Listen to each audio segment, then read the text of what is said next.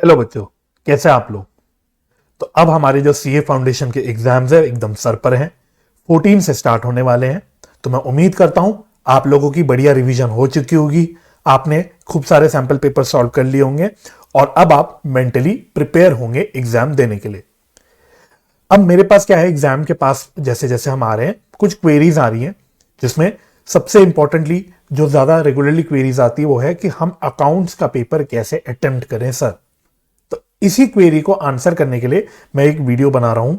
तो ये वीडियो आप एंड तक जरूर देखिएगा। मुझे पूरी उम्मीद है कि ये वीडियो आप लोगों के लिए काफी हेल्पफुल रहेगी। इस वीडियो में मैं आपको बताऊंगा कि कैसे अगर मैं आपकी जगह पेपर दे रहा होता तो कैसे मैं पेपर अटेम्प्ट करता, क्या स्ट्रेटेजी फॉलो करता, और कुछ और भी एक्स्ट्रा डिस्कशन करूंगा। इनमें से कुछ बातें हो सकता है आप लोगों को रिपीटेटिव लगे, क्योंकि कुछ मैंने अपने जो टिप्स वगैरह हैं वो अपने कम्युनिटी पोस्ट में भी डाले थे, बट फिर भी मैं आपसे रिक्वेस्ट करूंगा कि आप मेरी बात को दोबारा से ही सही एक बार सुन लीजिएगा। तो चलिए बिना किसी देरी के हम लोग इस डिस्कशन की शुरुआत करते हैं।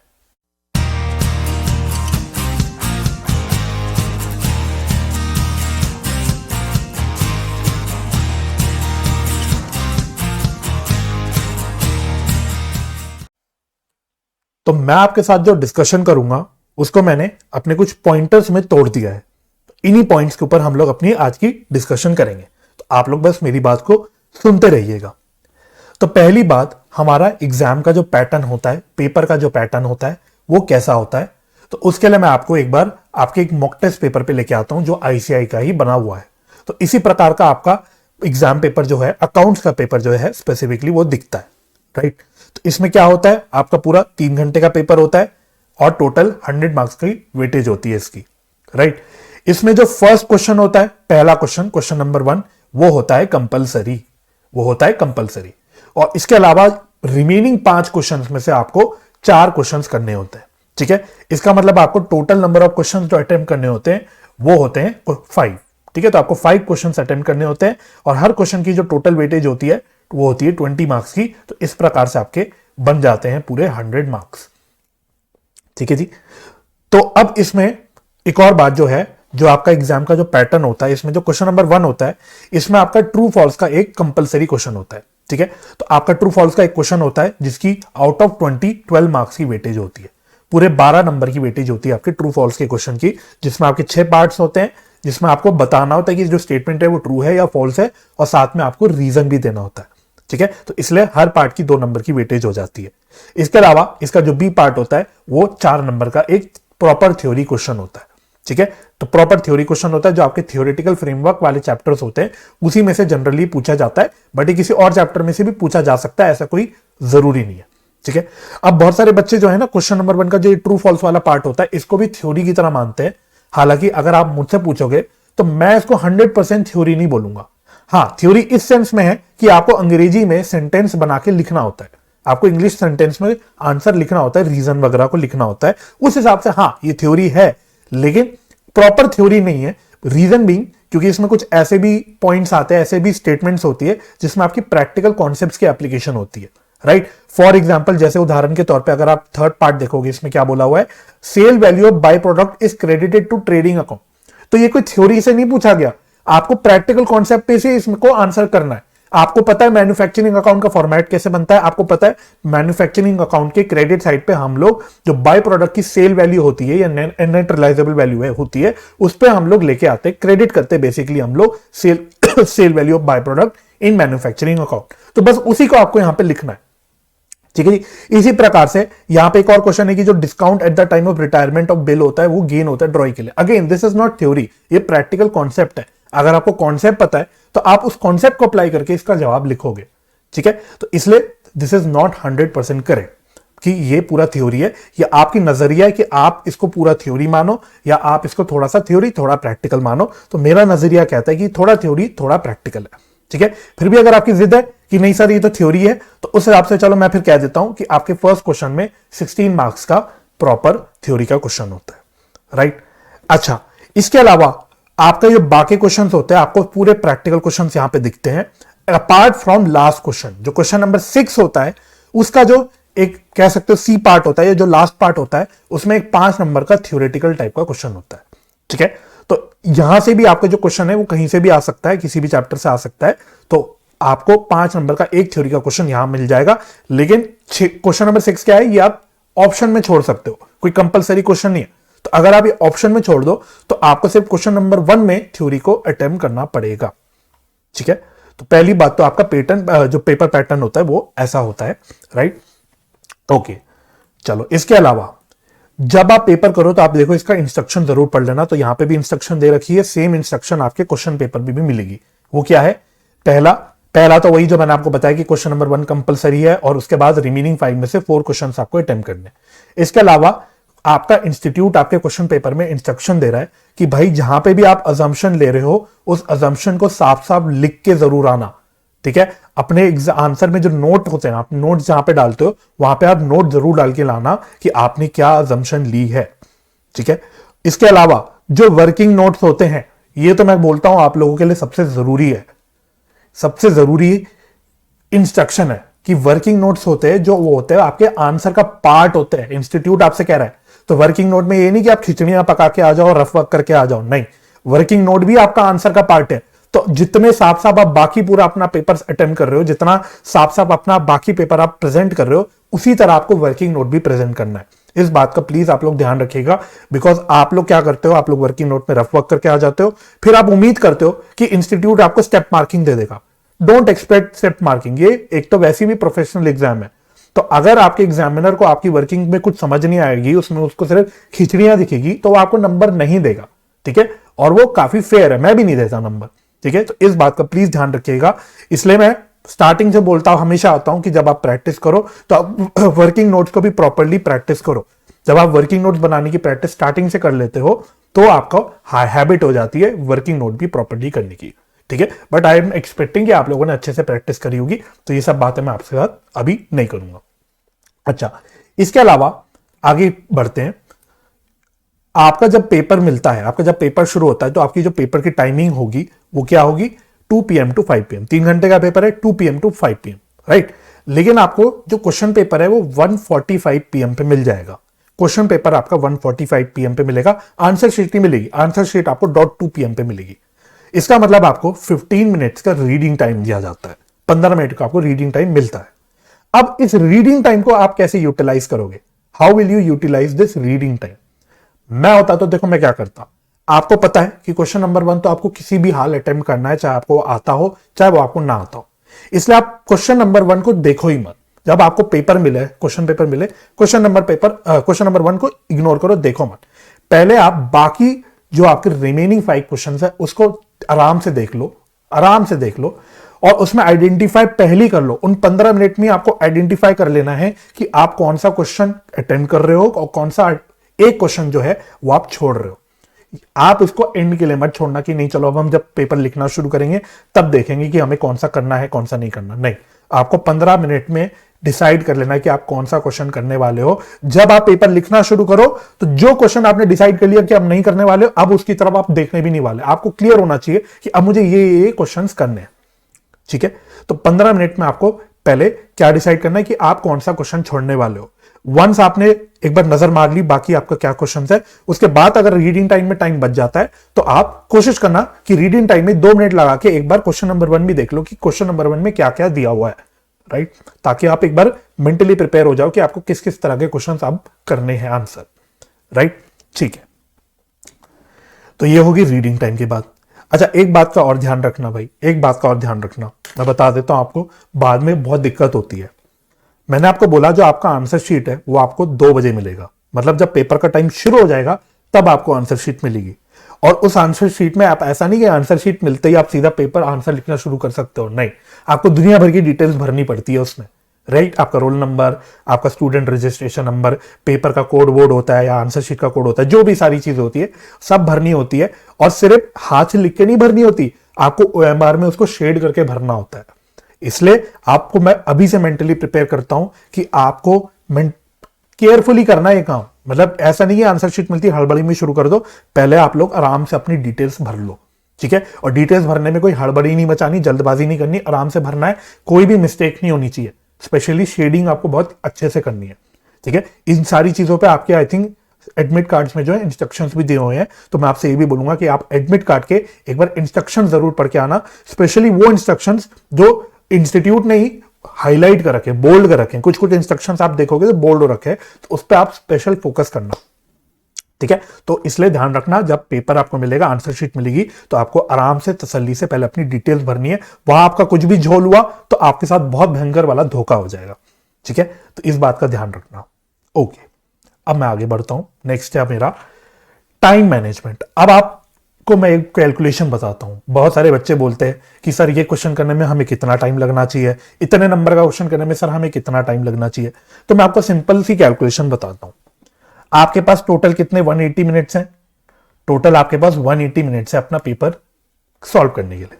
इसमें से मैंने आपको बोला कि आपको पेपर मिलते ही ये नहीं कि आप आंसर शीट भरोगे, आपको पहले अपनी डिटेल्स दुनिया भर की भरनी है। तो उसमें आप मान लो कि 5 मिनट तो आराम से निकल जाएंगे, ठीक है। और इससे ज्यादा, मतलब इससे कम में आपको करने की कोशिश भी नहीं करनी, क्योंकि नहीं तो आपका पूरा पेपर बेकार हो जाएगा। तो 5 मिनट एटलीस्ट आपको लगा के ये करना ही करना है। तो बचे कितने आपके पास 175 मिनट्स।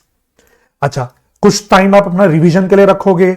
आपने अगर एक्स्ट्रा शीट ली होगी तो आपको वो एक्स्ट्रा शीट बांधनी भी पड़ेगी। इन सब कामों के लिए भी आपको थोड़ा सा टाइम चाहिए, ठीक है। तो कोशिश हमें करनी है, आइडियली कई बार रिवीजन के लिए टाइम चलो नहीं बच पाता, बट एटलीस्ट आपको जो टाई करनी है अपनी एक्स्ट्रा शीट वगैरह, उसके लिए भी आपको थोड़ा सा टाइम चाहिए। तो मैं क्या बोलता हूं कि आपको एटलीस्ट 7 to 8 मिनट्स आपको रिवीजन का चाहिए। मैं हायर साइड पे ले लेता हूं 8 मिनट्स, ठीक है, रिवीजन के लिए, क्विकली रिवाइज करने के लिए कि भाई आपने सारे क्वेश्चन कर लिए, कोई क्वेश्चन अननंबर्ड तो नहीं छोड़ दिया, कुछ आपने लास्ट के लिए छोड़ा हो तो वो पूरा कर लिया कि नहीं कर लिया। इस तरह से आपको एक बार रिवाइज कर लेना है। अच्छा, अब ये माइनस करके आपके पास कितना टाइम बच गया सर?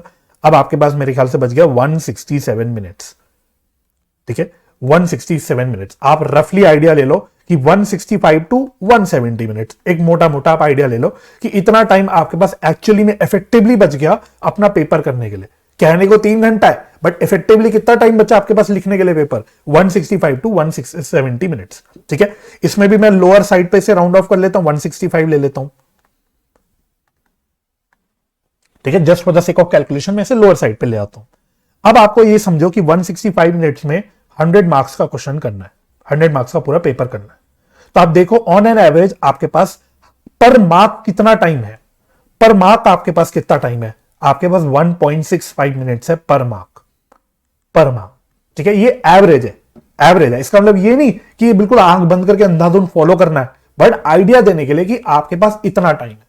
तो अब आप आइडिया ले लो कि अगर 10 मार्क का क्वेश्चन है, कोई 10 नंबर का सवाल है, इसमें आपको करने में कितना टाइम लगना चाहिए? इंटू 1.65, तो 16.5 मिनट में आपका हो जाना चाहिए। 16.5, चलो मैक्सिमम 17-18 मिनट आप मान लो, 17-18 मिनट में आपका 10 नंबर का सवाल खत्म हो जाना चाहिए आइडियली, ठीक है। अब मैंने कहा कि इसको अंधा नहीं फॉलो करना। अंधा नहीं फॉलो करना मतलब अगर जैसे ट्रू फॉल्स का एक पार्ट होता है वो 2 नंबर का होता है, ट्रू फॉल्स का एक पार्ट 2 नंबर का होता है, तो अब इसका मतलब ये नहीं कि आपको ट्रू फॉल्स का एक पार्ट करने में 2 into 1.65 ये कितना आया? मोर देन 3 मिनट्स आ रहा है। तो ये नहीं कि आपको 3-3.5 मिनट लगा रहे हो एक पार्ट ट्रू फॉल्स में करने में। ट्रू फॉल्स का छोटा सा आपको रीजन लिखना होता है, ट्रू या फॉल्स लिखना होता है। 1 मिनट से ज्यादा किसी भी हाल आपको लगना नहीं चाहिए एक पार्ट करने में ट्रू फॉल्स का, ठीक है। तो इतनी आपको मॉडिफिकेशन अपने हिसाब से करनी पड़ेगी। सिमिलरली थ्योरी का अगर 4 नंबर का सवाल है कोई, तो ये नहीं कि 1.65 into 4 कर लो तो कितना आ रहा है भाई? ये आ रहा है मेरे ख्याल से लगभग 6.5 मिनट, मोटा मोटा 6.5 मिनट आ रहा है। तो ये नहीं कि आप थ्योरी का 4 नंबर का छोटा सा थ्योरी का सवाल करने में पूरे 6-7 मिनट लगा रहे हो, नहीं, उसको 3-4 मिनट 5 मिनट में करने की कोशिश करनी है। तो अकॉर्डिंगली प्रैक्टिकल सवाल भी आपके कुछ कुछ ऐसे होते हैं जो छोटे छोटे होते हैं 4-5 नंबर के, तो वो जल्दी हो जाते हैं। तो आपको फटाफट करना है काम, इस हिसाब से थोड़ी सी आपको मॉडिफिकेशन करनी है, ताकि आपका जो बड़ा क्वेश्चन है, जो आपके बड़े क्वेश्चन होते हैं 10 नंबर के, कभी कभी 15 नंबर के भी आ जाते हैं, तो ये जो बड़े क्वेश्चन है ये करने के लिए आपके पास थोड़ा सा टाइम बच जाए तसल्ली से करने के लिए, ठीक है। तो इस प्रकार से आपको टाइम मैनेजमेंट का एक आइडिया लेके चलना है अपने दिमाग में, राइट? ओके, अच्छा, अब 4th पॉइंट पे आते हैं, किस ऑर्डर में हम अपना क्वेश्चन अटेम्प्ट करें। ये क्वेरी मेरे पास बहुत आती है कि हम किस ऑर्डर में अपना क्वेश्चन अटेम्प्ट करें। तो मैं आपको बताता हूं, ऑर्डर आप किसी भी ऑर्डर में क्वेश्चन अटेम्प्ट कर सकते हो। ऐसा नहीं कि आपको 1, 2, 3 इसी ऑर्डर में करना है, ऐसा कुछ भी नहीं है। आप किसी भी ऑर्डर में क्वेश्चन अटेम्प्ट कर सकते हो। बस ध्यान किस चीज का रखना है, ध्यान किस चीज का रखना है जो कई बच्चे नहीं रखते। अगर आपने वंस आपने क्वेश्चन नंबर 2 शुरू किया तो अब क्वेश्चन नंबर 2 के जो भी पार्ट्स है, चाहे A part, B part, C part, जितने भी पार्ट है, अब आपको वो सारे पार्ट करने हैं एक साथ। ठीक है, हाँ, इसमें भी आप अंदर झोल कर सकते हो कि पहले क्वेश्चन 2 का बी कर लिया, फिर ए कर लिया, फिर सी कर लिया, ये कर सकते हो। पर ये नहीं कि आपने पहले क्वेश्चन नंबर 2 का ए किया, बी भी कर लिया, सी आपको लगा कि ढंग से आता नहीं तो आपने पहले क्वेश्चन 3 कर लिया, क्वेश्चन 3 के बाद फिर आप वापस से क्वेश्चन 2 पे सी पार्ट पे आ गए। ये नहीं करना आपको। ठीक है, तो वंस आपने क्वेश्चन नंबर 2 करना शुरू किया तो उसके जो भी पार्ट्स है, सब पार्ट्स हैं, वो सारे आपको वहीं पे करने एक साथ। ठीक है, लेकिन आप किसी भी ऑर्डर में कर सकते हो। आप क्वेश्चन नंबर 3 पहले करना चाहते हो, फिर क्वेश्चन नंबर 5 करना चाहते हो, आप क्वेश्चन नंबर 1 लास्ट में करना चाहते हो, आप किसी भी ऑर्डर में कर सकते हो, वहां कोई दिक्कत नहीं है। बस थोड़ा केयरफुल रहना कि आपका जो भी क्वेश्चन आप कर रहे हो उसकी नंबरिंग आप प्रॉपर्ली डाल रहे हो, इस बात का आप लोग ध्यान रखना। ठीक है जी। अच्छा, अब सर हम किस ऑर्डर में क्वेश्चन करें, इसी पे अभी और चर्चा करनी है मुझे आपके साथ। तो मैं क्या करूं बोलूंगा आपको, मैं आपको बहुत स्ट्रॉन्ग एडवाइस दूंगा। जो क्वेश्चन आपने रीडिंग टाइम में क्वेश्चन का ओवरव्यू ले लिया, जिस क्वेश्चन में आपको सबसे ज्यादा कॉन्फिडेंस है ना, उससे शुरुआत करना और उसी फिर ऑर्डर में चलना, है ना। आप एक दिमाग में वेट दे दो कि मुझे इस क्वेश्चन में सबसे ज्यादा कॉन्फिडेंस है, इसमें थोड़ा कम, इसमें थोड़ा कम। इस प्रकार से जिस क्वेश्चन पे आपको सबसे कम कॉन्फिडेंस है, सबसे ज्यादा डाउट है, वो सबसे लास्ट में करने की कोशिश करना, चाहे वो कोई भी हो, कोई भी क्वेश्चन हो। ठीक है, दूसरी बात, कोशिश करना कि जो ये बड़े बड़े चैप्टर्स वाले क्वेश्चन नहीं होते जिसमें 10-10 नंबर के आपके सवाल आ जाते हैं, जैसे partnership accounts, final accounts, NPO, इसके 10-10 नंबर के जो बड़े बड़े सवाल आ जाते हैं, इनमें करने में हमें टाइम लगता है। तो मैं आपसे बोलूंगा कि आप पहले इनको निपटा देना। वो भी कब, अगर आपको इसमें कॉन्फिडेंस हो। अगर आपको थोड़ा सा भी कम कॉन्फिडेंस है कोई पार्टनरशिप के क्वेश्चन में या एनपीओ के क्वेश्चन में या फाइनल अकाउंट्स के क्वेश्चन में, तो मत करना। Only if you are very very confident कि आपको बिल्कुल है कि भाई इस तरह का सवाल मैंने कई बार प्रैक्टिस किया हुआ है, तो ही आपको मैं बोलूंगा कि आप पहले इस तरह के सवाल से शुरुआत करना। ठीक है, उसके बाद और क्या है आपके साथ मुझे चर्चा करनी, देख लेते हैं। ऑर्डर की बात क्लियर हो गई हमारी पहले तो, कि हम किसी भी ऑर्डर में क्वेश्चन कर सकते हैं, बट कंडीशन क्या है कि पहले हमें सबसे ज्यादा जिस पे कॉन्फिडेंस है, जिसमें हम सबसे ज्यादा अच्छे से क्वेश्चन अटेम्प्ट कर सकते हैं, वो पहले करना है। उसके भी पीछे मैं आपको रीजन बता देता हूं। आपके जो एग्जामिनर पेपर चेक करते हैं भाई, वो आपको तो जानते नहीं होंगे, है ना। वो आपके बारे में जो भी इंप्रेशन बनाएंगे वो आपके आंसर शीट से बनाएंगे कि आपने क्वेश्चन कैसे अटेम्प्ट किया हुआ है। तो आप जब सबसे अच्छे जो क्वेश्चन है वो सबसे पहले अटेम्प्ट करोगे, मतलब जो सबसे ज्यादा जिनमें आपको कॉन्फिडेंस है उनको आप अच्छे से अटेम्प्ट करोगे, तो स्टार्टिंग से ही आपके एग्जामिनर पे अच्छा इंप्रेशन बन जाएगा। उसके बाद आपको फिर भी आपने कोई लास्ट के क्वेश्चन को कोई प्रॉपरली नहीं किया हुआ या कुछ झोल किया हुआ है, तो भी प्री कंडीशनिंग हो चुकी होगी तब तक एग्जामिनर की आपके बारे में एक पॉजिटिव वे में। इसलिए मैं आपको बोल रहा हूं कि पहले आप जिनमें सबसे ज्यादा कॉन्फिडेंस है वो करो। और एक और उससे फायदा ये भी होगा कि जब ये आपके जैसे जैसे क्वेश्चन होते रहेंगे ना, आपके अंदर से एक कॉन्फिडेंस आता रहेगा, आपके अंदर एक कॉन्फिडेंस आता रहेगा कि हाँ, एटलीस्ट मैंने 2 क्वेश्चन 3 क्वेश्चन बहुत अच्छे ढंग से अटेम्प्ट कर लिए, राइट। तो आप अपने आप को थोड़ा सा सेफ फील करोगे, सिक्योर फील करोगे। ठीक है जी, तो इस रीजन से मैं आपको ये एडवाइस दे रहा हूं। मैंने भी अपने एग्जाम के टाइम्स में हमेशा इसी स्ट्रेटेजी को फॉलो किया, तो मैं अकॉर्डिंगली आपको बता रहा हूं, राइट। चलो, अगला है भाई प्रेजेंटेशन। इस पे तो भाई मैं जितना ज्यादा बोलूं उतना कम, जितना ज्यादा बोलूं उतना ही कम है। प्रेजेंटेशन पे यही आप सबसे ज्यादा झोल कर जाते हो अपनी प्रेजेंटेशन में। सबसे पहले मैं आपको बोलूंगा कि जब भी आप कोई नए क्वेश्चन की शुरुआत करो, जब भी आप कोई नए क्वेश्चन की शुरुआत करो, वो फ्रेश पेज से करो, राइट। और जो क्वेश्चन नंबरिंग करो, आप क्वेश्चन नंबरिंग जो भी करो वो टॉप पे करो। तो क्वेश्चन नंबर 2 कर रहे हो तो टॉप पे नंबरिंग करो। ठीक है, तो आपने क्वेश्चन नंबर 2 किया, उसके बाद उसका ए पार्ट बेशक आप यहां पे लिख दो। ठीक है, नहीं तो आप ये भी कर सकते हो कि आप सारी क्वेश्चन की नंबरिंग टॉप पे करो। क्वेश्चन नंबर 2 ए यहां किया, क्वेश्चन नंबर 2 बी ऐसे लिख दिया टॉप पे। ठीक है, बट इसको साफ साफ लिखो। क्वेश्चन नंबर बहुत साफ साफ लिखना, क्वेश्चन नंबर लिखना मत भूलना, और लिखना बहुत साफ साफ। पढ़ने वाले को बिल्कुल समझ आ जाना चाहिए कि आप कौन सा क्वेश्चन नंबर अटेम्प्ट कर रहे हो। ठीक है, अच्छा, प्रेजेंटेशन। अब अकाउंट्स के पेपर में जो प्रेजेंटेशन होती है वो क्या होती है कि आपकी जो मेन क्वेश्चन की रिक्वायरमेंट है, पहले जो मेन सोल्यूशन है, पहले आपकी वो आनी चाहिए और फिर आपकी वर्किंग नोट आनी चाहिए। बिल्कुल ही आपको लगता है कि नहीं यार, हमें नहीं पता हम कि वर्किंग नोट के कहां से शुरू करें, हम मेन आंसर के लिए कितनी जगह छोड़े, तो चलो उस केस में आप पहले अपनी वर्किंग नोट कर लो और फिर अपना मेन सोल्यूशन कर लो। यह मत करना कि पहले वर्किंग नोट करी, फिर आपने अपना कोई मेन सोल्यूशन किया, फिर आपको लगा कि नहीं मुझे और कोई वर्किंग करनी है, फिर आप मेन सोल्यूशन के बाद फिर कोई वर्किंग कर रहे हो, उसके बाद फिर अपना सोल्यूशन दिखा रहे हो। ये नहीं करना। ये नहीं कि वर्किंग नोट आपकी बीच बीच में कहीं कैमियो अपीयरेंस दे रही है। फिल्म में जैसे कैमियो अपीयरेंस होता है ना कुछ कुछ एक्टर्स का, ये नहीं होना चाहिए आपके वर्किंग नोट का। या तो बिल्कुल स्टार्टिंग में आ जाए, है ना, कोशिश तो करनी है कि वर्किंग नोट एंड में हो। आप सजेस्टेड आंसर्स देख लो, कोई भी अकाउंट्स के वर्किंग नोट हमेशा एंड में होती है। फिर भी आपको लगता है बहुत ही डाउट होता है तो उस केस में आप वर्किंग नोट स्टार्टिंग में कर लो, बट बीच बीच में कहीं वर्किंग नोट घुसाना मत, बहुत गंदा लगता है वो। ठीक है, इस बात का ध्यान रखना। दूसरी बात, ध्यान रखना आपके एडमिट कार्ड में पढ़ लेना, आपको अलाउड है सिर्फ ब्लैक पेन यूज करना। तो आप ब्लैक पेन यूज करोगे, कोशिश करना कोई बहुत ही अच्छी क्वालिटी का कोई बॉल पेन खरीद लो, और एक नहीं 2-3 एक्स्ट्रा रखो, जितना हो सके 3-4 पेन एक्स्ट्रा स्पेयर अपने पास रखो कि कभी कोई धोखा ना हो जाए। दूसरा, पेंसिल मत यूज करना भाई, पेंसिल मत यूज करना। फॉर्मेट्स बनाने के लिए भी पेंसिल मत यूज करना। व्हाइटनर्स मत यूज करना। मैं बहुत सारे टेस्ट चेक करता हूं, देखता हूं बच्चे व्हाइटनर लगा लगा के दे देते हैं, लेकिन एग्जाम में whitener is not allowed. Please whitener मत यूज करना, सिर्फ पेन यूज करना। आपको फॉर्मेट बनाने, टेबल बनाने, स्केल यूज कर सकते हो ऑब्वियसली अपनी लाइनें खींचने के लिए, है ना। और मैं तो बोलूंगा स्केल यूज करना अगर आपकी लाइनें सीधी नहीं खींचती। मेरी खुद की भी नहीं खींचती, मेरी खुद की भी नहीं खींचती कभी सीधी लाइनें, तो मुझे भी स्केल यूज करना ही पड़ता है, राइट। तो आप भी, अगर आपको बिल्कुल आपकी ड्राइंग स्किल्स अच्छी है, हाथ अच्छा सेट है कि आपसे सीधी लाइनें खींच जाती है, तो अलग बात है, वरना आप स्केल यूज करना। बट लाइनें बनाने के लिए आप पेन ही यूज करना, मतलब पेन के अलावा आप कुछ भी और यूज नहीं कर सकते। नो हाइलाइटर, नो व्हाइटनर, ये नहीं रंग बिरंगे पेन यूज कर रहे हो, ऐसा कोई भी काम नहीं करना।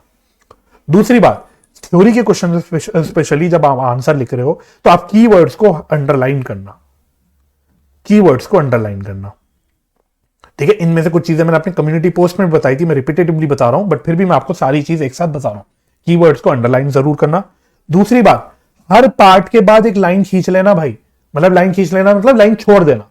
ये नहीं कि ट्रू फॉल्स का जैसे क्वेश्चन नंबर 1A है, इसका फर्स्ट पार्ट किया, है ना, और बिना लाइन खींचे सेकंड पार्ट कर दिया, बिना लाइन खींचे थर्ड पार्ट कर लिया। ये नहीं, बहुत गंदा लगता है, बच्चे करते हैं ऐसे।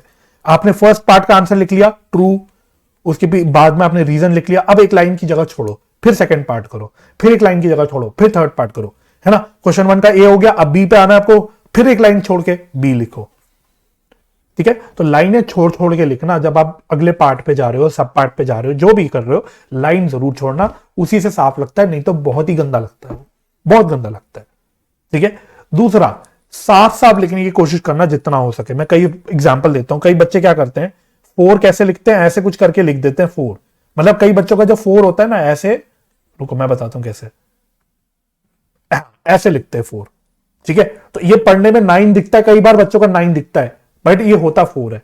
तो आप ऐसा कुछ भी मत लिखो, बहुत साफ साफ लिखो जो लिख रहे हो, ताकि पढ़ने वाले को समझ आए आप क्या लिख रहे हो। ये ना हो कि आपने लिखा 4 हो, एग्जामिनर उसको 9 पढ़ ले और आपके नंबर काट दे, आपके साथ ही बहुत गलत हो जाएगा।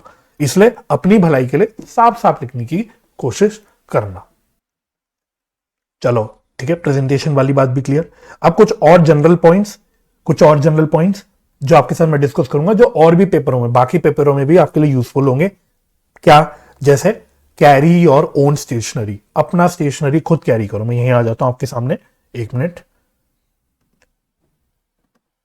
हाँ, तो अपनी जो भी स्टेशनरी है, पेन, स्केल, पेंसिल, जो भी सब कैरी करना है। पेंसिल आप रख लेना अपने साथ, बेशक उसका यूज नहीं होगा, पेंसिल आप रख लेना, इरेजर, पेंसिल, ये सारी चीजें जस्ट इन केस रख लेना। एक प्रॉपर स्कूल में जैसे आप पेंसिल बॉक्स लेके जाते थे, अच्छा सा एकदम पेंसिल बॉक्स अपना तैयार करना, जिसमें आपके पेन्स तो स्पेयर होने ही होने चाहिए, स्केल्स वगैरह जो भी आप यूज करते हो अपनी स्टेशनरी आइटम। कई बच्चे क्लिपबोर्ड यूज करना पसंद करते हैं पेपर रखने के लिए, अगर आप वो यूज करना चाहते हो तो आप वो भी यूज कर सकते हो। बस मेक श्योर करना कि अगर आप क्लिपबोर्ड यूज कर रहे हो तो उसमें कहीं पे भी कुछ निशान ना हो, कुछ लिखा हुआ ना हो, इस बात का ध्यान रखना। बिल्कुल नया नवेला, साफ साफ, मतलब नया नवेला नहीं भी हो बट साफ क्लिपबोर्ड होना चाहिए, उसमें कुछ लिखा हुआ। क्योंकि हम कई बार क्या होता है, ऐसे लिख देते हैं ना कुछ कुछ अपने चीजों पे, किताब पे, कहीं पे भी, किताब के कवर पे कुछ भी लिख देते हैं हम लोग, तो आपके क्लिपबोर्ड में कुछ भी लिखा हुआ नहीं होना चाहिए। ठीक है, तो आप वो कैरी कर सकते हो क्लिपबोर्ड, कोई दिक्कत नहीं है, कोई भी आपको मना नहीं करेगा। जो भी अपना कैलकुलेटर्स वगैरह आप यूज करते हो, सब कुछ अपना खुद कैरी करना, कोई भी चीज मिस मत करना। एग्जाम हॉल में ऐसा कुछ नहीं होना चाहिए कि आपको इधर उधर से उधारियां मांगनी पड़ रही है, आपके लिए बहुत परेशानी होगी। ठीक है, अपनी पानी की बोतल कैरी करना। हालांकि कई एग्जाम सेंटर में वो पानी आपको पिला देते हैं ला के, बट फिर भी मैं आपको एडवाइस दूंगा कि अपना पानी आप अपने साथ कैरी करना। ठीक है, कहीं आपको एग्जाम हॉल में पानी मिले ना मिले, राइट। और वो भी अब प्रॉब्लम होती है कि भाई एग्जाम हॉल में पानी आ रहा है, कौन सा पानी आ रहा है, साफ है कि नहीं, ग्लास साफ है कि नहीं, है ना। अपनी हेल्थ का भी तो ध्यान रखना, अपने हाइजीन का भी ध्यान रखना हमको एग्जाम के टाइम पे स्पेशली। तो आप अपना पानी अपना कैरी करना। तो मैं आपसे ये कह रहा हूं कि सारी चीजें अपनी जो भी है वो अपनी कैरी करना। एक रुमाल रखना। कुछ लोग होते हैं जो हाईली स्वेटी होते हैं, जिनको बहुत स्वेट आता है, मैं भी उनमें से हूँ, ठीक है। मेरे बहुत एक्टिव स्वेट ग्लैंड्स है, राइट। थोड़ा जब नर्वसनेस होती है अंदर अंदर तो स्वेटिंग होने लगती है, तो उसके लिए आप एक हैंडकरचिप जरूर रखना अपने साथ में, ठीक है। तो इन चीजों का ध्यान रखना, अपनी चीजें सारी खुद कैरी करना। दूसरी बात, प्लीज आपके आसपास कोई आपका दोस्त बैठा हो, आपका कोई दोस्त ना बैठा हो, बिल्कुल भूल जाओ, चीटिंग नहीं करनी भाई। जो आता है अपने आप करो, प्लीज चीटिंग मत करो। बिकॉज अगर थोड़ा सा भी धोखा हुआ ना आपके साथ, थोड़ा सा भी धोखा, एग्जामिनर हुआ या इन्विजिलेटर हुआ, वो स्ट्रिक्ट निकला, है ना, या कोई वहां पे सुपरवाइजर आते हैं ऐसे है कि अपने एग्जाम के जो सुपरवाइज करते हैं, चीजों को वॉच करते हैं, कहीं भी आप पकड़े गए ना, आपके खिलाफ बहुत स्ट्रिक्ट एक्शन हो जाएगा। अगर आपको भरोसा नहीं होता ना, तो आप अपने एडमिट कार्ड में इंस्ट्रक्शन में पढ़ लेना, कहीं पे भी हो आपको आईसीआई परमानेंटली डिबार कर सकता है अगर स्ट्रिक्ट एक्शन लेने पे आए। परमानेंटली आपको डिबार कर देगा सीए कोर्स से, आपका एक बार में सपना टूट जाएगा सीए का, ठीक है। तो प्लीज चीटिंग वीटिंग करने के चक्कर में मत पड़ना, जो आता है खुद करो, कोई बात नहीं भाई, ज्यादा ज्यादा फेल ही तो हो गए, हो जाने दो, कोई बात नहीं। लेकिन चीटिंग वीटिंग करके अपने साथ कुछ ऐसी अनहोनी मत कर देना कि आप जिंदगी भर उसको रिग्रेट करते बैठो, प्लीज, ठीक है। इस बात का मैं बोलूंगा, स्कूल में एक अलग होती है, स्कूल के एग्जाम में जो ट्यूशन कोचिंग क्लास में टेस्ट देते हो, उसमें चलो कॉप चीटिंग हो जाती है, आई अंडरस्टैंड, कोई बात नहीं, वहां हम लोग ज्यादा कुछ कहते नहीं, बट प्लीज एग्जाम हॉल में आप लोग ध्यान रखना। अच्छा, एक और बात, जब मैंने ये बात बोली तो मुझे एक और बात याद आई। कई बच्चे क्या करते हैं, कई बच्चों की हैबिट होती है, स्कूल टाइम से हैबिट होती है, जैसे आपने किसी चीज की कैलकुलेशन करी, फॉर एग्जाम्पल आपने एवरेज ड्यू डेट निकाला, एवरेज ड्यू डेट निकाला सपोज 12 जुलाई, ये आपका आंसर हो गया। अब इसके आगे हमारी एक आदत होती है, स्कूल से आदत लग जाती है कि हम इसके आगे ऐसे आंसर लिख देते हैं ये करके, ठीक है। अब इसको आप ऐसे करके साफ साफ ऐसे आंसर लिखो तो ठीक है, लेकिन कई बच्चे अब आदत में ऐसे हो जाते हैं कि इसको यूं यूं को सिग्नेचर टाइप बनाने लग जाते हैं। ऐसा आप लोग काम मत करना। मैंने हर अटेम्प्ट में ये चीज नोटिस की है कि एक ना एक बच्चा निकलता ही है जिसकी ये हैबिट होती है ना। आपको मेजॉरिटी बच्चों को लगेगा सर ये क्या टाइम पास वाली बातें बता रहे हो, but please trust me, this is not time pass. ये छोटी छोटी चीजें हैं, इस तरह के कोई भी निशान आपको नहीं बनाने, ठीक है। आपके उसमें सिर्फ वर्ड्स होने चाहिए, नंबर्स होने चाहिए, ये ठीक है। कोई भी निशान नहीं, कोई ओम वोम का साइन नहीं, कुछ नहीं, मतलब कोई भी चीज आपके पेपर में अपार्ट फ्रॉम जो आपके नंबर है, शब्द हैं, इसके अलावा, और ऑफ कोर्स फॉर्मेट्स है आपके, इसके अलावा आपके कोई भी और निशान विशान नहीं होने चाहिए। थोड़ा सा भी धोखा हो गया, अगेन फिर से वही बात है, अगेन आपका रिजल्ट विदहेल्ड कर दिया जाएगा, फिर आप लोग पछताते बैठोगे कि ये हमने क्या कर दिया या हमारे साथ क्या हो गया, ठीक है।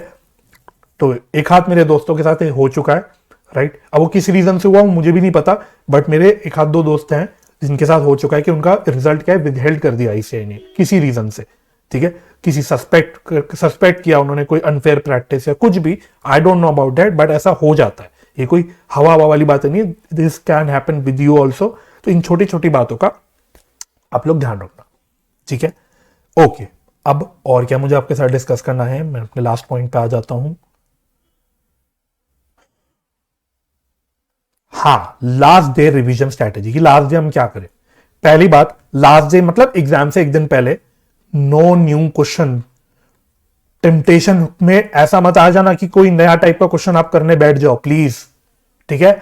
जो भी क्वेश्चन आपको करने थे, जहां से भी करने थे, जिस भी तरह के क्वेश्चन करने थे, जो भी वैरायटी के करने थे, अब तक आप कर चुके, जो आपने आप कर लिया, अब नहीं, एक दिन पहले ये नहीं। और ये मैं आपको बाकी पेपरों के लिए भी बोल रहा हूं, स्पेशली लॉ टाइप के पेपर के लिए जिसमें आपको सब्जेक्टिव पेपर होते हैं, आपको कोई भी तरह के नए क्वेश्चन देखने नहीं है, अकाउंट्स में तो बिल्कुल नहीं देखने, ठीक है। सिर्फ क्या करना है आपको, अब आपका पूरा जो दिन है उसको आप दो हिस्सों में तोड़ दो, आपने पूरे दिन को दो हिस्सों में तोड़ दो, ठीक है। पहला हिस्सा आप रख लो, अकाउंट्स पेपर के लिए कह रहा हूं, 60%, ठीक है। दूसरा हिस्सा रख लो 40%। अब हर बच्चे की अपनी टाइम अलग होती है, स्टडी टाइम अलग होता है, कुछ बच्चे सुबह जल्दी उठ के पढ़ते हैं, कुछ थोड़ा देर तक पढ़ते हैं, इसलिए मैं आप लोगों के ऊपर छोड़ रहा हूं वो सारी चीज। बस आपका जो भी स्टडी टाइम है पूरे दिन का, उसको आप दो हिस्सों में तोड़ दो। 60% टाइम, फर्स्ट 60% जो आपका है, पहला 60%, इसमें आप अपने क्वेश्चंस की रिवीजन करोगे, ठीक है। आपको कोई क्वेश्चन लगता है कि आपको हाथ से करने का मन है, आप हाथ से कर लो, कोई नहीं, बट नया नहीं कोई भी क्वेश्चन, वो क्वेश्चन जो आप ऑलरेडी कर चुके हो, ठीक है, तो आपने अपनी पढ़ाई के टाइम क्वेश्चंस को इंपॉर्टेंट मार्क किया होगा, जिस क्वेश्चन में आप ज्यादा अटकते हो उसको आपने मार्क करके रखा होगा, तो उन क्वेश्चन को स्पेशली आपको रिवाइज करना है और प्रैक्टिस करना है। ठीक है, आपने जहां पे भी टेस्ट दिए, अगर कोई ऐसा स्टूडेंट है जिसने मेरे टेस्ट सीरीज ग्रुप में था, राइट, तो आपको वो टेस्ट पेपर्स के क्वेश्चन जरूर रिवाइज करने हैं। स्पेशली मैं अपने बच्चों से बोल रहा हूं जो जिन्होंने मेरे टेस्ट सीरीज दिए थे, तो मैंने आई थिंक 9-10 पेपर करे थे कंडक्ट, तो सारे आपको उनको रिवाइज करना है। टेस्ट पेपर के क्वेश्चंस को, एटलीस्ट मेरे टेस्ट पेपर के क्वेश्चंस को जरूर से रिवाइज करना। ठीक है, तो इस तरह से आपको पहले 60% में अपना प्रैक्टिकल क्वेश्चंस की ओर ध्यान देना है। अब रिमेनिंग 40% में आपको क्या करना है? रिमेनिंग 40% में आपको अपने सिर्फ कॉन्सेप्ट्स की रिवीजन करनी है, प्लस जो भी थ्योरी आपने पढ़ रखी है थ्योरी की रिवीजन करनी है। अब थ्योरी में आप चाहो तो अगर आपको कुछ नया टॉपिक थ्योरी का पढ़ना है जो आपको लगता है कि आपने नहीं पढ़ा, आप पढ़ सकते हो, एक बार ऐसी रीड मार सकते हो, वहां कोई दिक्कत नहीं है। ठीक है, लेकिन प्रैक्टिकल क्वेश्चंस में आप कोई भी नया क्वेश्चन मत करते बैठना लास्ट डे, एक दिन पहले। ठीक है, तो इस प्रकार से आपको अपना तोड़ना है। और इनफैक्ट आपका पेपर दोपहर में होगा, तो आपको थोड़ा सा टाइम अगले दिन भी मिलने वाला है रिवाइज करने के लिए। तो आप अपने कॉन्सेप्ट्स, नोट्स वगैरह जहां पे भी आपने बना रखे होंगे, जहां से भी आपने थ्योरी पढ़ रखी होगी, उसको आप अपना रिवाइज करना। जहां से भी आपने पढ़ा होगा, आपने अंडरलाइन कर रखा होगा, हाईलाइट कर रखा होगा, तो आप वो सब कर लेना। ठीक है, तो ये आप यूज कर सकते हो अपने लास्ट डे रिवीजन से पहले। तो ये सारी चीजें मैंने भी फॉलो करी थी अपने एग्जाम में टाइम पे, तो मैं अकॉर्डिंगली आपको भी यही चीज बता सकता हूं। राइट, तो मैं उम्मीद करता हूं आप लोग तैयार होंगे। आप लोगों को मेरी जो भी बातें हेल्पफुल लगी होंगी आज की, ठीक है, कुछ ना कुछ वैल्यू एडिशन जरूर हुआ होगा। इसके अलावा अगर आपको कोई और स्ट्रेटेजी अच्छी लगती है, किसी और टीचर की बताई हुई स्ट्रेटेजी अच्छी लगती है, या आपको अपनी कोई स्ट्रेटेजी में कंफर्ट है, तो आप उसको भी फॉलो कर सकते हो। मैं हमेशा कहता हूं, मैं अपनी जो भी स्ट्रेटेजीज बताता हूं वो कभी हार्ड एंड फास्ट नहीं होती। भाई हर इंसान अपने हिसाब से चलता है, हर इंसान का अपने हिसाब से चलने का तरीका होता है। तो अगर आपको कोई और स्ट्रेटेजी बेटर लगती है, सूटेबल लगती है, तो आप कर लेना, बट स्टिक करना। जो भी आप डिसाइड करो उस पर स्टिक करना, अपनी स्ट्रैटेजी पे स्टिक जरूर करना, इस बात का ध्यान रखना। ठीक है, इसके अलावा बहुत, आई नो ये बोलना बहुत गलत होगा कि बिल्कुल टेंशन मत लो, स्ट्रेस मत लो, ये ऐसे बोलना बेकार होगा। ऑफ कोर्स एग्जाम है, स्ट्रेस होगा, ठीक है, तो मैं आपको ये फालतू एडवाइस नहीं दूंगा, बट मैं आपको बोलूंगा कि कम से कम टेंशन लो। नींद जरूर पूरी करना एग्जाम से पहले। भाई ये नहीं कि नींद ही नहीं पूरी करी, एटलीस्ट 7 आवर्स की नींद आपकी एग्जाम से पहले होनी चाहिए। हल्का अपना कुछ खा पी के जाना, ठीक है, कुछ खा के जाना, अपना कुछ फ्लूइड लेके जाना। ठीक है, इन बातों का ध्यान रखना। बाकी don't take too much stress, अपना मेंटल हेल्थ ध्यान रखना, जो होगा अच्छे के लिए होगा। ठीक है, कोई पहाड़ नहीं गिर जाएगा, कोई पहाड़ नहीं गिर जाएगा। अगर पेपर सपोज नहीं अच्छा गया तो कोई पहाड़ टूट के नहीं आ जाएगा, कोई जिंदगी का अंत नहीं हो जाएगा।